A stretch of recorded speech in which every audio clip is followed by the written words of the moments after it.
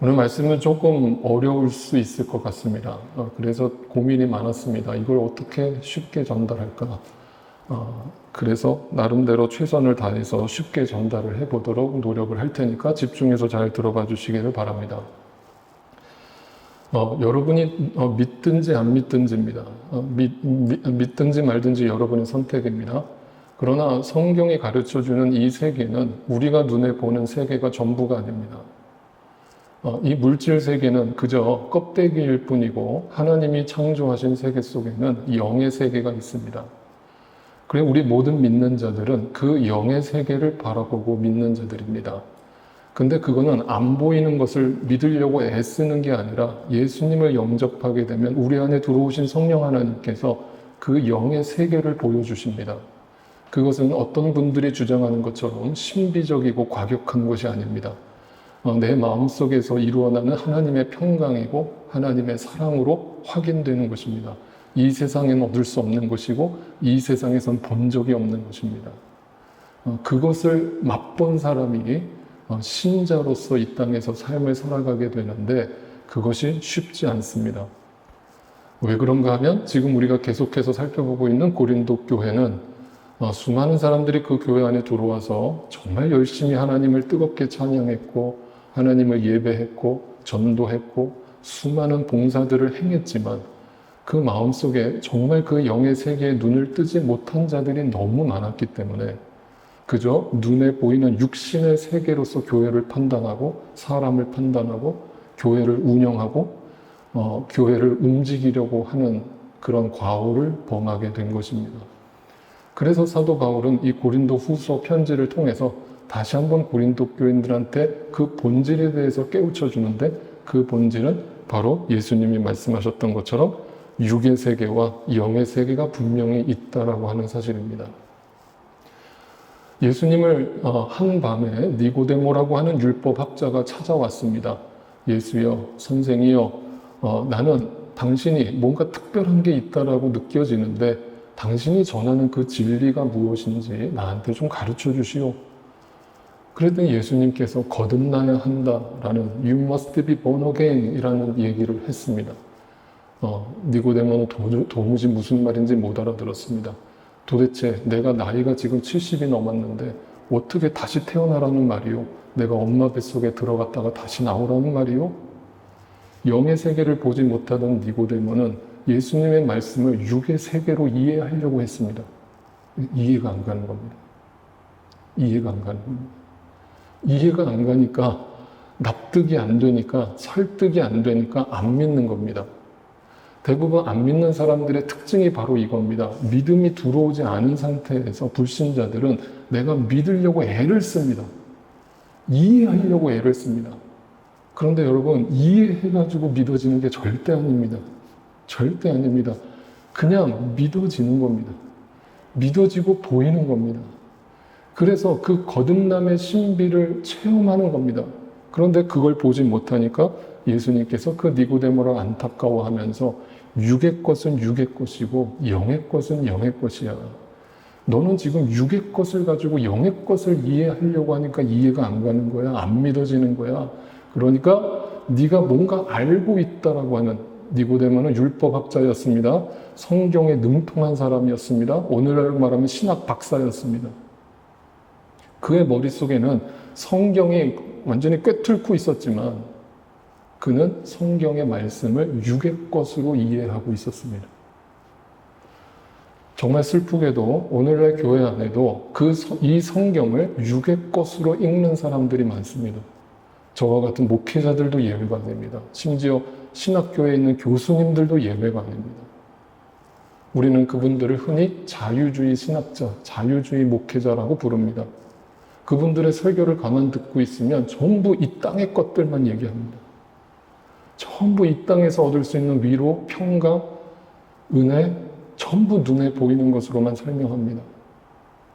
머리로는 이해하기가 쉽지만 가슴으로 와닿지 않습니다. 변화가 일어나지 않습니다. 거듭나지 않습니다. 왜냐하면 그것은 가짜 복음이기 때문에 그렇습니다. 그런데 고린도 교인들은 이 육의 것으로 교회를 바라보고 있었습니다. 신앙을 이해하고 있었습니다. 그러니까 사도 바울의 그 속에 담겨 있는, 복음을 전하고 있는 사도 바울에 담겨 있는 그 복음의 본질과 그 영적인 세계를 보지 못하고 사도 바울이 자꾸 우리한테 싫은 소리를 하니까, 자꾸 잔소리를 하니까 그게 인간적으로 듣기가 싫은 겁니다. 그러면서 사도 바울을 오히려 공격하는 겁니다. 야, 너 진짜 사도 맞아? 야, 너 사도면서 어떻게 맨날 그렇게 지질이 공상맞게 사냐? 어떻게 맨날 그렇게 고난을 받냐? 하나님이 살아계시다면 어떻게 너를 그렇게 내버려 두냐? 하나님이 안 계시든지 네가 사도가 아니든지 둘 중에 하나야. 라면서 사도 바울을 공격합니다. 그러니까 이제는 대놓고 지난주 말씀처럼 사도 바울에게 추천서를 가지고 오라고 얘기합니다. 저 베드로나 적어도 요한 정도한테 가서 추천서를 받아갖고 오면 그 문서를 보면 내가 너 사도로 인정해 줄게. 뭡니까? 육신의 눈으로 교회를 운영하고 교회를 이해하고 있는 거예요. 사도 바울이 이렇게 얘기했죠. 지난주 말씀 다시 볼까요? 3장 3절. 우리가 이렇게 말하는 것이 우리 자신을 지켜 올리는 말을 늘어놓는 것입니까? 아니면 어떤 사람들처럼 우리가 여러분에게 보일 추천장이나 여러분이 주는 추천장을 필요로 하는 사람들이겠습니까? 정말 그게 예수를 믿는 거하고 무슨 상관입니까? 정말 여러분이 영적 세계에 눈을 떴다면, 내가 전하고 있는 그 복음의 의미를 알고 있다면 도대체 내가 추천서 하나, 그 종이 쪼가리 하나 받아오는 게 도대체 뭐가 중요합니까? 왜 그딴 식으로 신앙생활합니까? 왜 형식에 치우칩니까? 이 얘기를 합니다. 그러면서 지난주에 뭐라고 했습니까? 여러분이 바로 그리스도께서 직접 쓰신 편지입니다. 눈에 확연하게 드러나는 것은 아닐지라도 여러분의 마음판에다가 하나님께서 복음을 새겨 놓으셨고, 예수님의 은혜로 말미암아 우리가 하나님의 자녀가 되었다는 사실을 여러분의 마음판에 직접 새겨 놓으셨습니다. 여러분이 바로 그리스도의 편지고 내가 그리스도의 편지입니다. 그걸 영적인 눈을 떠서 서로 확인합시다. 그리고 서로 인정합시다. 그리고 정말 본질이 무엇인지 본질적인 신앙생활 합시다. 이 얘기를 한 거예요. 사도 바울. 눈에 보이는 걸로 육신의 것으로 자꾸 교회를 바라보지 맙시다. 이 얘기를 하는 겁니다. 이 사도 바울이 얘기한 돌판에 쓴 것이 아니라 여러분 마음에 쓴 것이라고 하는 이 표현은 성경에서 자주 등장하는 표현을 사도 바울이 인용한 거예요.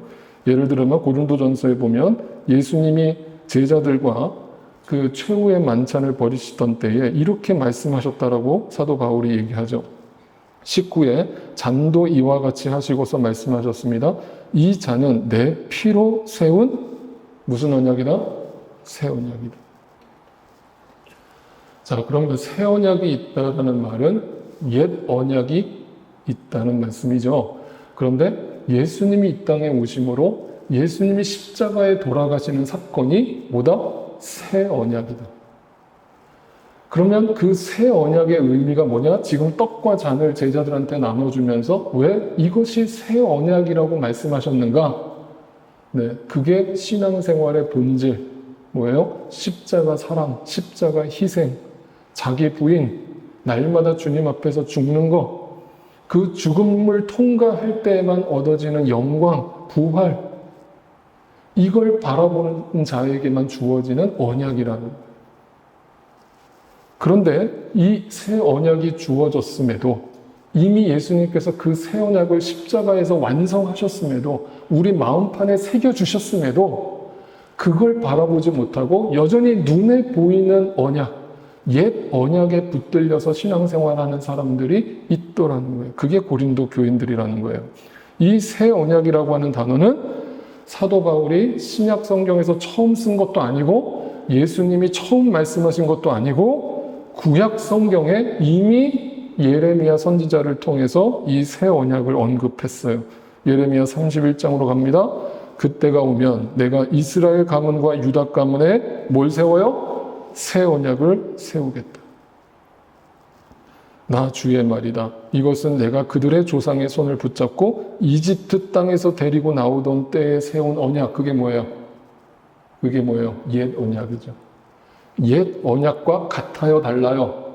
다르잖아요. 도대체 뭐가 다르다는 거예요? 뭐가 달라요?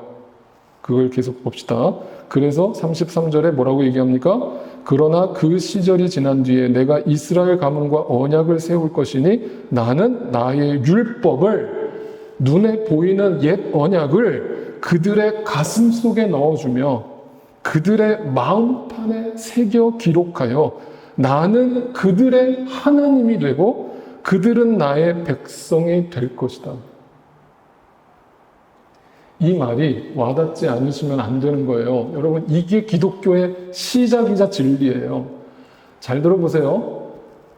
하나님이 뭐라고 얘기하시는지 잘 보세요. 나는 이것을 새 언약을 통해서 무슨 일이 벌어지는 거예요? 나는 그들의 하나님이 된대요.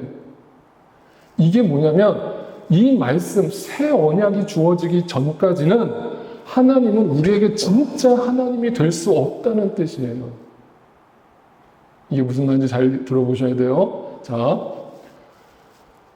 모세가 이제 그 율법을 받은 이유가 뭡니까?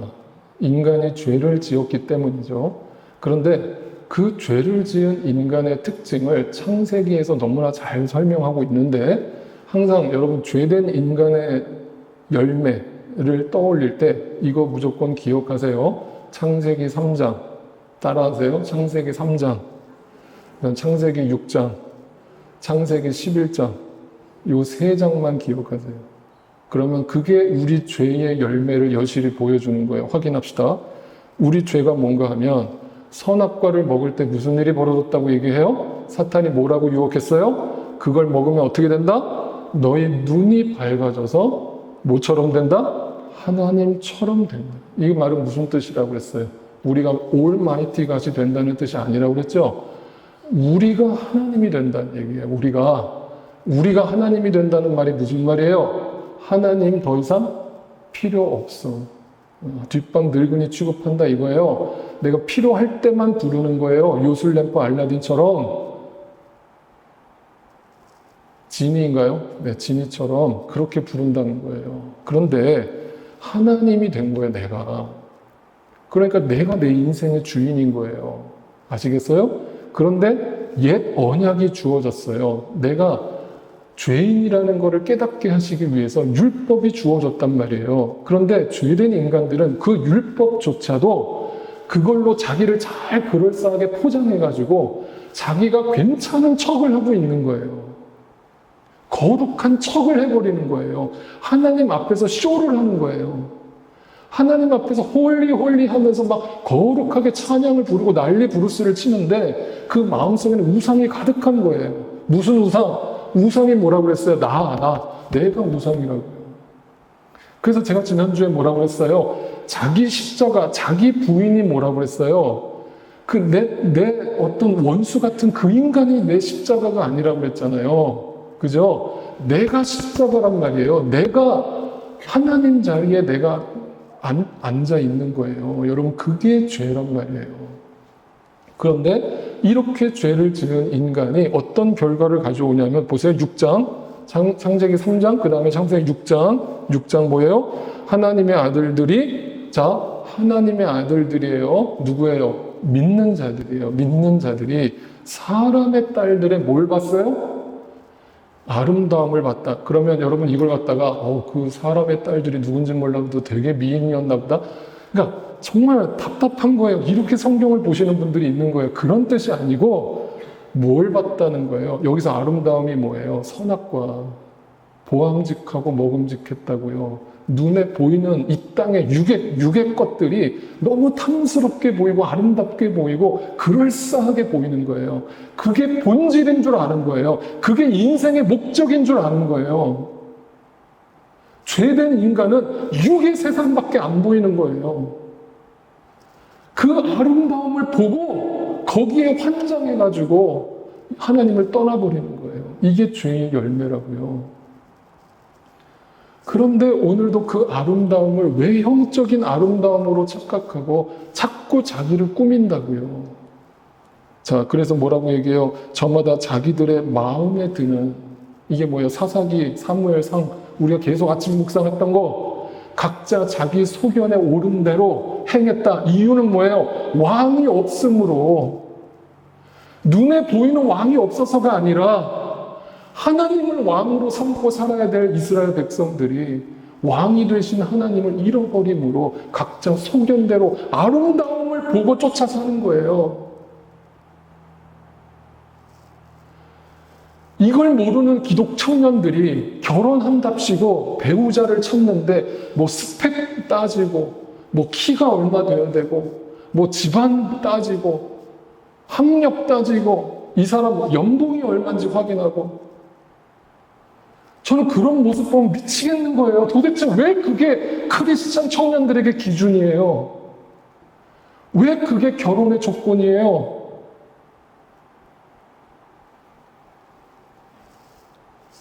여러분 잘 생각해 보세요. 여러분 부모된 여러분 자식들한테 뭘 가르치고 계세요?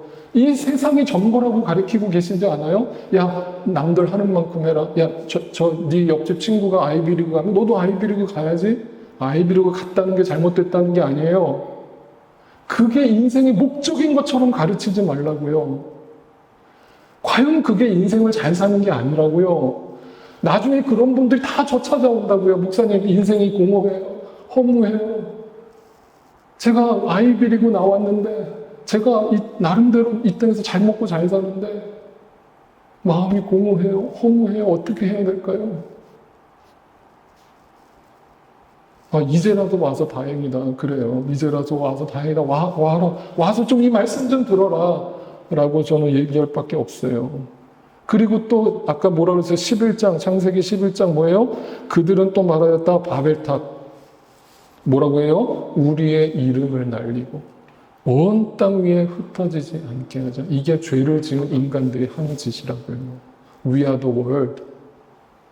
우리는 하나님 없어도 얼마든지 지구촌, 글로벌 하나가 될 수 있어. 그래 놓고 러시아처럼 우크라이나 뒤통수를 치는 거예요. 자기 이익과 유익 앞에서. 겉으로는 평화 외교를 하는 것처럼 보이지만 이 땅에 어느 나라도 공산권만 그런 게 아니에요. 어떤 나라도 자국의 이익을 앞세우지 않는 외교는 없어요. 동화책에 나오는 그런 아름다운 이야기는 이 현실 속에 존재하지 않아요. 겉으로는 평화를 얘기하지만 뒤로는 다 서로 이익을 얻기 위해서 싸우는 거예요.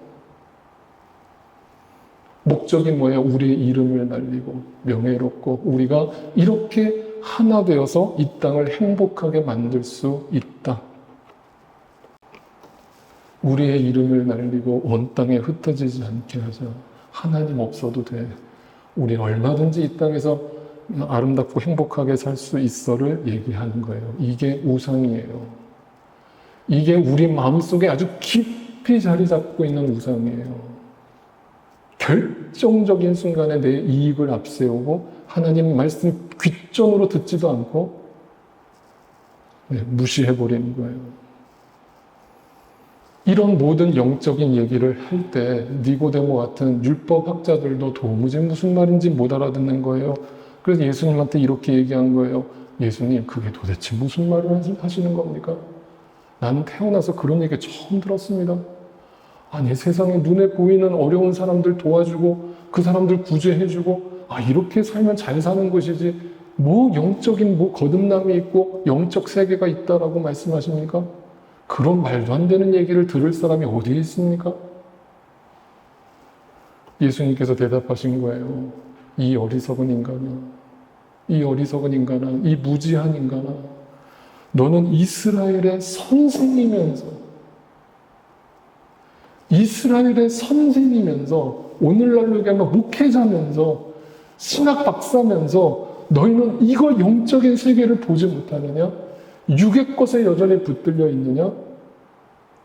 그러면서 그걸 자랑하고 있느냐? 그러니까 이 모든 것들이 하나님의 은혜로서 이 믿음이 우리에게 주어졌다는 것을 사도 바울이 선언하는 거예요. 이것이 우리의 노력으로 니고데모처럼 이렇게 열심히 하나님을 알려고 노력했던 사람들조차도 알지 못하더라는 거예요. 네. 그래서 오늘도 기도하옵기는 여러분에게 하나님의 은혜가 임해서 그 믿음이 확고하게 자리 잡기를 기도하는 거예요. 그래서 고린도후서 오늘 3장 4절 5절을 보시면 사도 바울이 고린도 교인들한테 이렇게 얘기를 합니다. 그리스도로 말미암아, 우리의 노력이 아니라 그리스도로 말미암아 하나님께 확신을 가지고 있으므로, 이걸 새 번역이 아주 잘 번역했어요. 이전 개역개정 성경에서는 이걸 그냥 만족이라는 단어로 번역을 했는데 그 말로는 더 설명할 길이 없어요. 확신이에요. 확신이라는 거는 계속 뭔가를 바라보게 된다는 뜻이에요. 내 시선이 고정되어 있다는 뜻이에요. 내 믿음이 나로부터 말미암지 않았기 때문에 내 믿음이 하나님께 고정되어 있다는 뜻이에요. 그러므로 어떤 일이 벌어졌냐면 우리의 자격은 오직 하나님에게서 얻은 것이에요. 그 자격이 무슨 자격일까요? 다음 6절입니다. 하나님께서 우리에게 무슨 자격을 주셨어요? 새 언약의 일꾼이 되는 자격을 주신 거예요. 그 새 언약에 눈을 뜬 사람, 눈을 뜨지 못한 사람에게 눈을 뜬 사람. 옛 언약에 붙들려 있던 사람들이 새 언약을 보게 되는 순간 그것이 끝이 아니라, 내가 구원받고 끝이 아니라 일꾼으로서 나를 부르셨다, 이렇게 얘기하는 거예요. 그러면서 새 언약은 문자로 된 것이 아니라 영으로 된 것입니다. 문자는 사람을 죽이고, 여기서 말하는 문자는 율법을 말해요. 율법. 율법으로는 우리는 다 죽는 거예요. 율법을 완벽하게 지킬 수 있는 사람이 아무도 없는 거예요. 그래서 우리는 그 율법대로라면 다 죽어야 되지만 영으로 사람을 살립니다. 그러면서 3장 7절에 이렇게 얘기합니다. 돌판에다 문자로 새긴 율법을 선포할 때에도 광채가 났습니다. 모세가 시내산에 올라가서 40일 동안 하나님의 말씀을 받아서 내려올 때 어떤 일이 벌어졌습니까? 모세의 얼굴에 광채가 났습니다. 광채가 났어요. 그래서 사도 바울이 그걸 인용하면서 뭐라고 설명하는가 다시 보세요. 이스라엘 자손들은 모세의 얼굴에 나타난 그 광채 때문에 비록 그 광채가 영원한 거예요? 사라질 거예요? 사라질 거예요. 왜 사라질 것이죠? 그 광채가 누구로부터 왔는데? 하나님으로부터 왔잖아요. 근데 그 빛은 사라질 광채예요. 왜 그래요? 율법의 광채이기 때문에 그래요. 네, 옛 언약의 광채는 사라진다 이 말이에요. 그래서 그의 얼굴을 똑바로 쳐다볼 수 없었지만 죽음에 이르게 하는 직분에도, 죽음에 이르게 하는 직분, 그게 율법이에요. 율법. 율법도 영광이 따라 나타나는데, 자, 정리해 보세요. 옛 언약, 율법을 가지고 시내산에서 내려오는, 어차피 우리를 죽이려고 가지고 내려오는 그 율법을 가지고 내려오는 모세조차도 하나님의 영광이 그 얼굴에 임하는데, 영의 직분, 그 하나님의 새 언약의 일꾼으로 부름을 받은 너희에게 그 영광이 모세의 얼굴에 비쳤던 영광과 비교할 수 있겠느냐라고 묻고 있는 거예요. 그러면 여러분, 그 영광이 왜 여러분 얼굴에 안 비쳐요? 네. 왜 제 얼굴에 안 비칩니까? 우리가 기도가 부족해서 그래요? 그 영광의 광채가 뭔데요? 잘 보세요. 계속 읽어드릴게요. 고린도후서 또 14절로 가보세요. 그런데 이스라엘 백성의 생각은 완고해졌대요. 그래서 오늘날에 이르기까지도 그들은 어떤 언약? 옛 언약, 율법이에요. 그 율법의 책을 읽을 때에 바로 그 수건을 벗지 못하고 있대요. 그 수건은 그리스도 안에서 제거될 수 있는데, 자, 수건이 뭐예요? 아까 모세가 이렇게 얼굴에 광채가 나니까 사람들이 그 얼굴의 광채를 보고 어떻게 될까봐. 자, 보세요. 출애굽기로 가볼게요. 출애굽기 봅시다. 모세는 그들에게 하던 말을 다 마치자 자기 얼굴을 수건으로 가렸어요. 자기 영광의 얼굴이 자기 얼굴에 비치는 걸 사람들이 보고 그 영광에 현혹될까봐, 그게 영원한 영광이 아닌데 그 가짜 영광에 현혹될까봐 그 얼굴을 수건으로 가렸어요. 그러나 모세는 주님 앞으로 들어갈 때에는 어떻게 했어요? 그 수건을 벗었어요. 하나님과 영광의 얼굴을 마주하는 거예요. 그런데 이스라엘 자손에게 전할 때는 다시 얼굴에 수건을 가렸어요. 그런데 이 말이 무슨 뜻이냐면,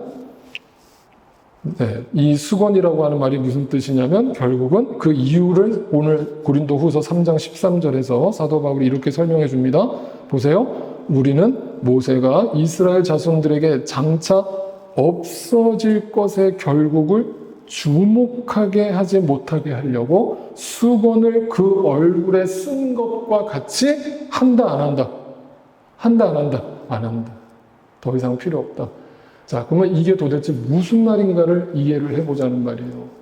얼굴에 수건을 가렸다라는 것은 뭔가 감춰졌다는 뜻이잖아요. 감춰졌다. 그래서 보이지 않는다는 뜻이에요. 그런데 이 수건이라고 번역된 이 단어가 정확하게 뭘 얘기하는 거냐면 휘장을 뜻하는 거예요. 휘장. 휘장. 휘장이 뭐예요? 하나님의 성소 안에 들어가면 지성소를 들어가기 위해서는 휘장이 가려져 있었잖아요. 그죠? 근데 그 휘장을 언제 찢어졌어요? 휘장이?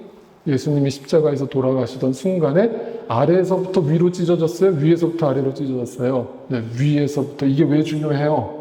왜 중요해요? 하나님이 찢으셨다는 거예요. 하나님이 찢었어요. 인간이 찢은 게 아니라 하나님이 위에서 아래로 찢어버렸다고요. 우리와 인간 사이의 죄로 인해서 막혀있던 모든 방들이 예수 그리스도의 십자가 사건으로 완전히 무너졌다고요. 그 휘장이 벗겨진 거예요.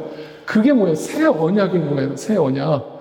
그런데 고린도 교인들이 뭐 하고 있는 거예요? 그 새 언약, 휘장이 찢어진 하나님의 은혜의 언약을 보지 못하고 여전히 구약 시대를 살고 있는 거예요. 율법주의. 그게 율법주의라고요. 기복주의, 신비주의, 율법주의 다 같은 짓을 하는 거예요. 다 영적으로 소경된 자들이 하는 짓이라고요. 그래놓고 교인들 막 협박하고 막 주일 성수 안 하면 막 큰 벌 받는다 그러고 막 11조 안 하면 막 저주 받는다 그러고 막 그걸 또 순진한 어린 양처럼 듣고 앉아있는 성도들이 불쌍한 거예요. 하나님 앞에서 제가 천벌을 받을지언정 양심을 걸고 제가 말씀드려요. 성경에 그런 얘기 없어요, 여러분. 없어요. 분명히 기억하세요. 분명히 그 수건이 벗겨졌다는 거예요. 그래서 뭐라고 얘기해요? 다시 보세요. 그래서 그 수건이 옛 언약의 말씀이 벗겨진 거예요. 그러면 뭐예요? 3장 16절, 17절 보세요. 그러나 사람이 주님께로 돌아서면 어떻게 돼요? 그 수건이 벗겨져요. 영적인 눈이 뜨인다고요. 내가 하나님이었는데 눈에 보이는 아름다움만을 쫓아 살았는데 이 땅에서 이름을 날리기 위해서 그게 인생의 가장 최고의 목적인 줄 알고 살았는데 그게 아니라는 걸 알고 그 수건이 벗겨지는 거예요. 마치 사도 바울에게 눈에서 눈꺼풀이 벗겨지듯이 영적 세계에 들어오게 된 거예요. 이게 보이는 거예요. 그러면 무슨 일이 벌어져요? 보세요. 주님의 영이 우리에게 들어오세요. 그래서 더 이상 그 사망의 법에 매여 있는 것이 아니라 하나님의 생명의 법에 붙들리게 되므로 우리에게 뭐가 주어져요? 자유함이 주어져요. 자유함. 여러분, 그 자유함이 뭘까요? 그 자유가 이 세상에서 얘기하는 그런 자유를 말할까요? 막 허랑방탕하게 내 멋대로 사는 걸 뜻하는 걸까요? 그게 아니라 아까 우리가 찬양했듯이 은혜 아니면 주님의 성소에 담대하게 나아갈 수 없다라는 그 자유함, 죄로부터의 자유함을 말하는 거예요. 그래서 이 자녀됨을 경험한 우리는 더 이상 하나님 앞에 서는 게 두렵지가 않은 거예요. 그분 앞에 나아가는 게 기쁜 거예요. 즐거운 거예요. 행복한 거예요. 그분과 교제하는 게 이 세상 누구와 만나는 것보다 즐겁고 행복한 거예요. 그걸 아는 사람들이 예배 자리에 나와서 하나님을 예배하는 거예요. 그러니까 이제 어떤 분들은 신앙생활 하실 때 여전히 그 옛 언약의 수건에 붙들려 있어서 눈이 가려져 있어서 하나님이 두려운 거예요. 물론 하나님이 두렵죠. 그런데 마치 그 하나님이 내가 조금만 잘못하면 금방 나한테 나타나서 거봐, 너 죄졌지. 야, 내가 너 뭐라고 그랬어? 너 그거밖에 안 된다고 그랬지. 하나님이 계속해서 나를 정죄하고 지적하는 하나님으로만 이해하고 계신 거예요. 여러분, 아니에요. 그 하나님의 언약 안에 그리스도로 말미암아 주어진 확신은 그럼에도 불구하고 하나님 앞에 그 수건이 벗겨진 채로 그 영광의 광채, 그 놀라운 하나님의 영광을 바라보면서 그 앞에 승리를 주신 하나님 앞에 서 있는 거예요. 내 노력으로 얻는 게 아니에요. 거기에서 자유함이 임해요. 그래서 히브리서에서 이것을 이렇게 표현했습니다. 그러므로 형제자매 여러분, 우리는 예수의 피를 힘입어서 담대하게 지성소로 들어가게 되었어요. 왜? 수건이 벗겨졌으니까. 휘장이 찢어졌으니까. 예수께서는 휘장을 뚫고 우리에게 새로운 살 길을 열어 주셨어요. 그죠? 주실 것이 아니라 주신 거예요. 뭐예요? 그런데 그 휘장이 뭐라고요? 네. 그리스도의 육체라고요. 그러니까 예수님이 십자가에서 죽으신 사건도 그냥 육의 사건이 아니라는 거예요. 거기에 영의 세계의 의미가 부여되어 있다고요. 예수님은 십자가에 죽으시는 사건을 그 우리 눈에 휘장을 찢어내시는 역사로 그 역사를 일으키신 거예요. 그래서 그것이 우리에게 주어진 겁니다. 그래서 오늘 다시 16절, 17절 보시면 이게 이해가 됩니다. 우리는 모두 너울을 벗으려고, 수건을 벗으려고 주님의 영광을 바라봅니다. 이렇게 해서 우리는 주님과 같은 모습으로 변화하여 점점 더 큰 영광에 이르게 됩니다. 이것은 영이신 주님께서 하시는 일.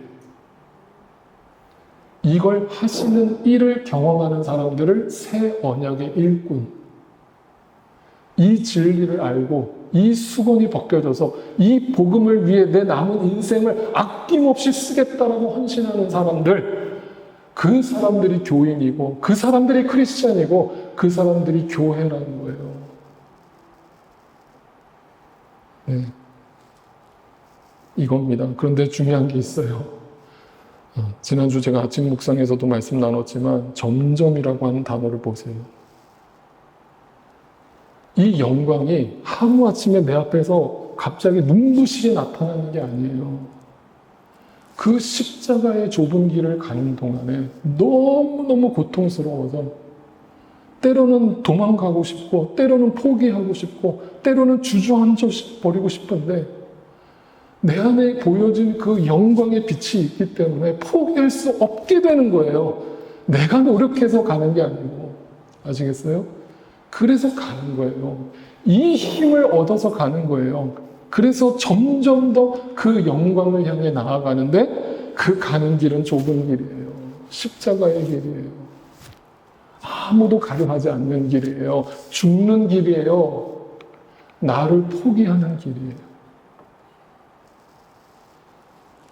그런데 여러분, 도대체 오늘날 교회 안에서 말하는 영광은 죽는 영광이 아니에요. 죄된 인간이 자기 이름을 드러내기 위한 영광을 교회 안에서 노래하고 있다고요. 그게 보이셔야 된다고요, 여러분. 그걸 분별하실 수 있어야 된다고요. 이게 세상 영광인지 하나님으로부터 주어지는 영광인지. 하나님으로부터 주어지는 영광은 대단한 게 아니에요. 거창한 게 아니에요. 그런데 진실돼요. 깊어요. 그 맛을 보면 우리는 죽으나 사나 이 길을 가는 거예요. 주님 다시 기억하세요. 내가 하는 게 아니에요. 내가 하는 게 아닙니다. 주님께서 하시는 일이에요. 주님께서 하시는 일입니다. 그게 새 언약으로 그 일꾼으로 부르심을 받은 자들이 감당해야 될 일이에요. 우리가 바로 새 언약을 본 사람들이에요. 여러분은 그 새 언약을 보셨어요? 보셨어요? 아직 안 보이신다면 그걸 보여달라고 기도하세요. 제가 만약에 여기서 그걸 보지 못한 사람이 봤다라고 얘기하면 그거는 위증죄라고 그랬죠. 거짓이라고 그랬죠. 하나님 앞에서 엄청난 죄를 짓는 거라고 그랬죠. 그래서 우리는 증인이 되어야 한다고요. 증인. 근데 그게 여러분의 노력으로 되는 거 아니에요. 하나님의 일방적인 은혜가 임할 겁니다. 하나님의 때가 있을 겁니다. 그 때를 기다리세요. 조급해하지 마세요. 혹여나 나는 그걸 봤는데 내 옆에 사람이 안 보여서 조바심이 나세요? 괜찮아요. 기다리세요. 기다리세요. 점점점 그 영광의 빛이 보이기 시작할 거예요. 교회 안에 들어오면 행복해요, 안 해요? 여러분, 저는 가끔가다 유집사님이 빈말인지 진심인지 모르는데, 아유, 목사님 일주일을 또 기다려야 되네요. 그런 얘기 하세요. 저는 그 말이 진심으로 들려요. 교회 오는 게 너무 행복하고, 예배 드리는 게 너무 행복하고, 서로 만나서 교제하는 게 너무 행복하고, 여러분, 그게 어떻게 인간적인 노력으로 돼요? 아니에요. 여러분 마음속에 하나님의 은혜가 임했기 때문이에요. 그게 여러분이 새 언약의 일꾼이 되셨다는 증거예요. 마지막으로 이런 얘기 합시다. 여러분, 이 세상은요, 힘들면 도망치는 게 지혜로운 거예요. 버티고 서 있는 거는 미련한 거예요. 그런데 예수 믿는 사람들은 버텨야 돼요. 그래서 무언가를 꾸준히 버티고 있는 분을 옆에서 가만 지켜보면 저는 그 속에 하나님의 영광이 보여요. 하나님의 기쁨이 보이고 언약이 보이고, 그래서 그건 그분의 노력으로 되는 게 아니라는 걸 저는 믿어요. 그래서 여러분이 이 자리를 지켜서 이 자리에서 하나님께 영광 돌리고 함께 은혜를 나누는 것도 저는 다 여러분이 그 십자가의 길을 걷고 있는 증인된 증거라고 저는 분명히 믿어요. 네. 그 증인된 삶을 우리가 함께 끝까지 완주할 수 있게 되기를 오늘도 주님 앞에서 간절히 소망합니다. 마지막 찬양 같이 함께 일어나서 찬양 부르실 때 우리 이 찬양은 처음 불러보는 찬양인데요. 우리 강 집사님이 저한테 소개를 해주셨는데 가사가 참 좋고 오늘 말씀과 연결되는 것 같아서 같이 배우면서 찬양 불러보겠습니다.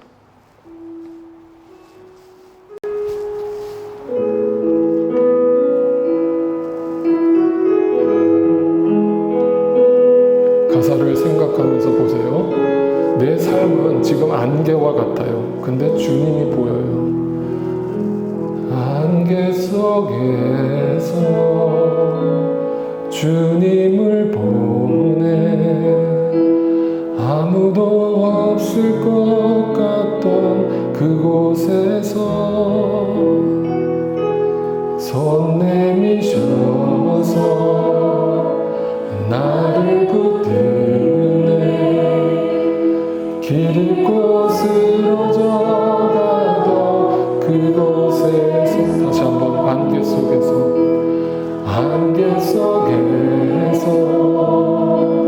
주님을 보내 아무도 없을 것 같던 그곳에서 손 내미셔서 나를 붙드네